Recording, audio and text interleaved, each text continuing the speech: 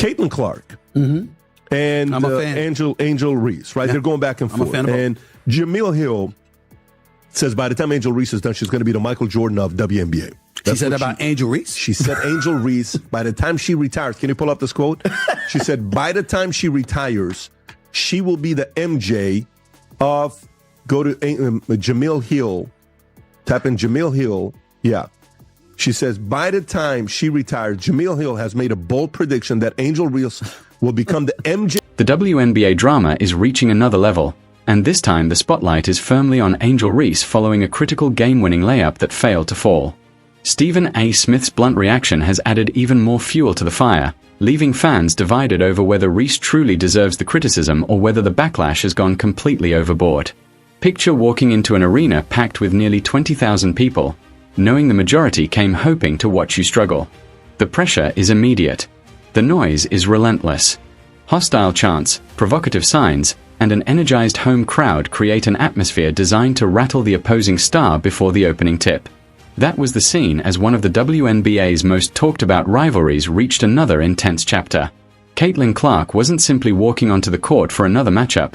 She was stepping directly into an environment loaded with tension.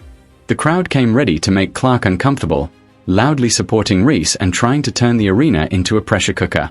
But there's one problem with trying to intimidate an elite competitor. Sometimes pressure creates the exact opposite reaction.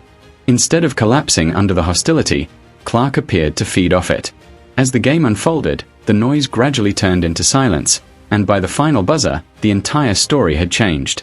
Clark delivered a remarkable career-best triple-double, producing the kind of performance that completely shifted the momentum and left fans stunned. What began as an intimidating home-court spectacle ended with Clark dominating the conversation. His comments added another explosive layer to an already heated storyline, as he took aim at Reese and questioned the mentality behind the controversial remarks surrounding the matchup. His reaction quickly became part of the larger debate, with fans arguing over whether Reese made a costly mistake or whether the criticism being directed at her has simply become excessive. Now the question is bigger than one missed layup or one dramatic performance. Was this a genuine turning point in the rivalry, or just another chapter in the non-stop media storm surrounding two of the WNBA's biggest stars? Look at that pause. It sounded like she drunk a gallon of water in between that pause. It happens like we know any other time like Angel will make the shot. I mean, she knows she'll make the shot, but in that moment, you just got to encourage your teammates. Like, no one person lost us the game. It's a team effort. And she's frustrated. She's trying to be nice. We know she'll make the shot. No, you don't know. The last 4 games now, Angel Reese is shooting less than 25% on layups. You don't know she'll make it. And you know who else don't know? This man right here, Carl Semesco, is not happy with Angel Reese. The girl stunk it up. Great crowd tonight. Disappointing finish to the game. Look at it. Yo, these pauses they're taking in between are insane. Yeah. Great crowd tonight. Disappointing finish to the game. Kind of a tough fourth quarter for us. And then, we had a chance to win it at regulation and it just didn't go down. And the rivalry is getting hotter, the reactions are getting louder, and the debate is far from finished. If you want to see how this entire situation unfolded, stay tuned as we break down the missed opportunity, Stephen A. Smith's reaction, Caitlin Clark's spectacular performance, and the controversy that has EV. Angel Reese's pre-game comments ignited another wave of controversy after she appeared to draw a comparison between her own impact, competitiveness, and brand power and the legendary influence of Michael Jordan. The statement immediately caught attention because it seemed to suggest that Reese viewed herself as one of the defining faces of the WNBA rather than Caitlin Clark. Social media exploded with reactions, but one of the strongest responses came from ESPN personality Stephen A. Smith. During his television commentary, Smith aggressively challenged the comparison and questioned whether Reese had actually earned the kind of status associated with Jordan. His argument was straightforward. Being one of the league's most recognizable personalities is not automatically the same thing as establishing yourself as a generational basketball talent. Smith emphasized that Jordan's legacy was built through extraordinary performances, championships, consistency, and an ability to dominate when the pressure was at its highest. He also contrasted the attention surrounding Clark and Reese, suggesting that Clark's long-term reputation would ultimately depend on what she accomplished between the lines rather than simply how much attention surrounded her. That's freaking awesome. That is awesome. Caitlin Clark, the only player in WNBA history to average 26 and 9 assists over a 10-game span. Ever. Ever. In the history of ever. Let's get to the game. It went to overtime, 95-91. Michaela Timpson, 20 points on 9 of 13.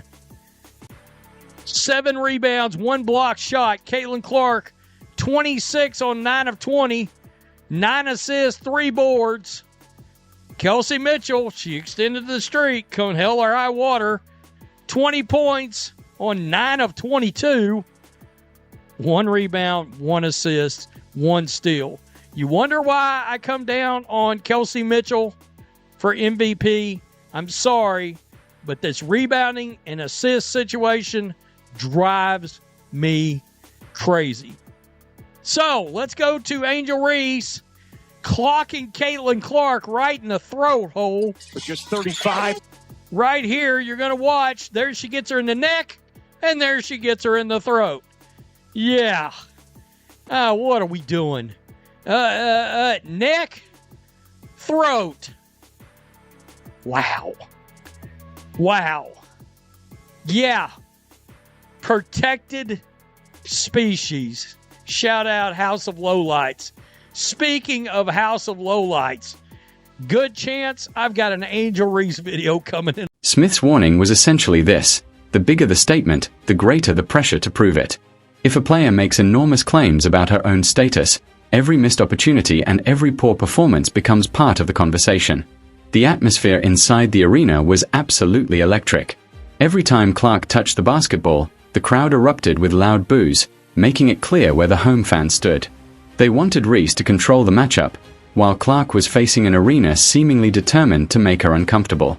Crowds can cheer. Cameras can capture every moment. Commentators can debate every statement. But once the ball goes up, none of that can score a single point. And with the pressure mounting, the stage was set for both stars to prove whether their reputations could survive the intensity of the moment.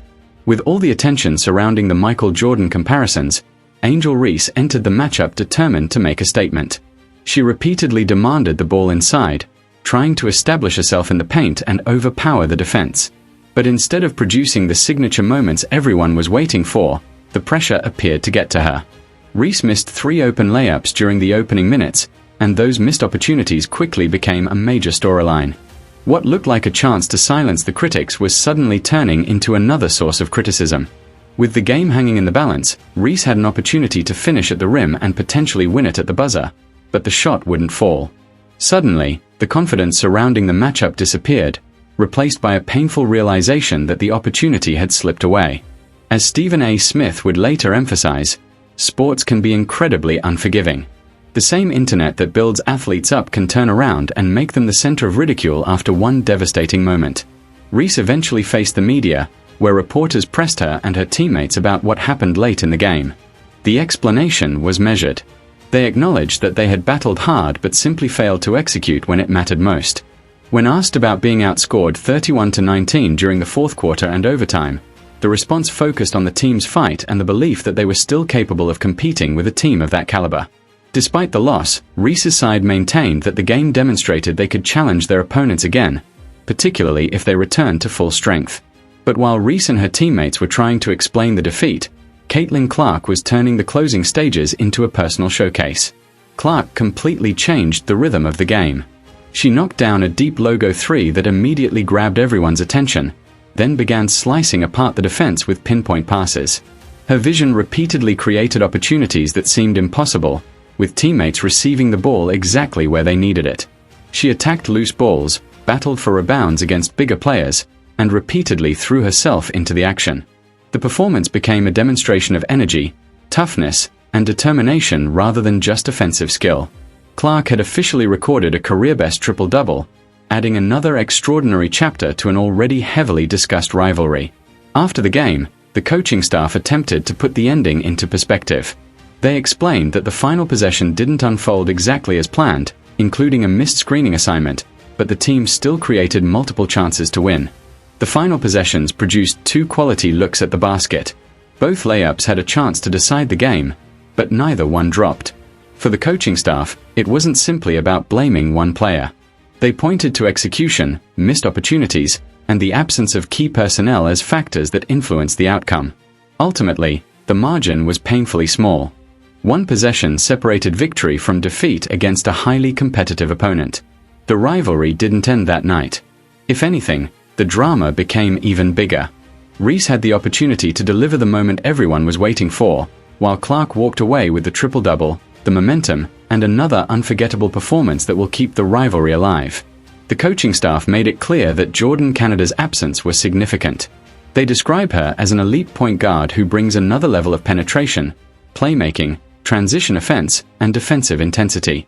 Against a zone defense in particular, Canada's ability to attack the middle and create open looks for teammates was something the team heavily relied upon.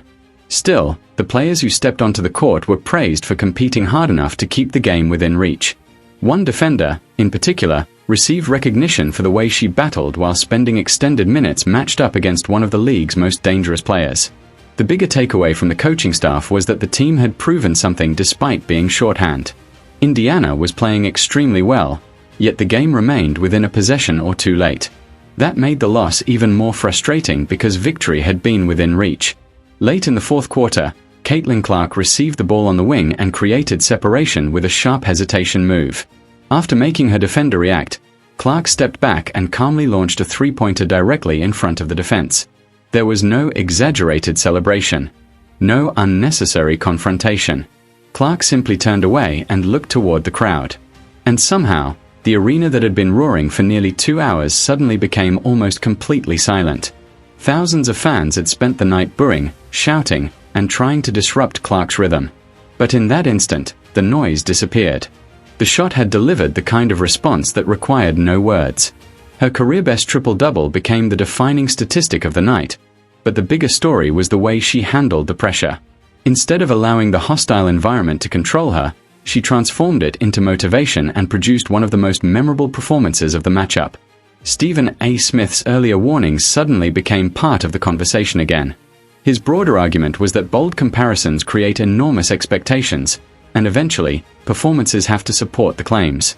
One night can make an athlete look unstoppable, while one missed opportunity can become the moment everyone remembers. Reese's late-game misses became a major talking point, while Clark's spectacular performance elevated her even further in the spotlight. This is only another chapter in what has become one of the WNBA's most closely watched individual matchups. Reese will have opportunities to respond, and Clark will have to continue roving herself every time she steps onto the floor. So what do you think? Was the criticism of Angel Reese justified? Or did the reaction go far beyond what happened during one game? Drop your take in the comments, and if you enjoy breaking down the biggest WNBA moments, make sure to like the video, subscribe to the channel, and turn on notifications so you don't miss the next story.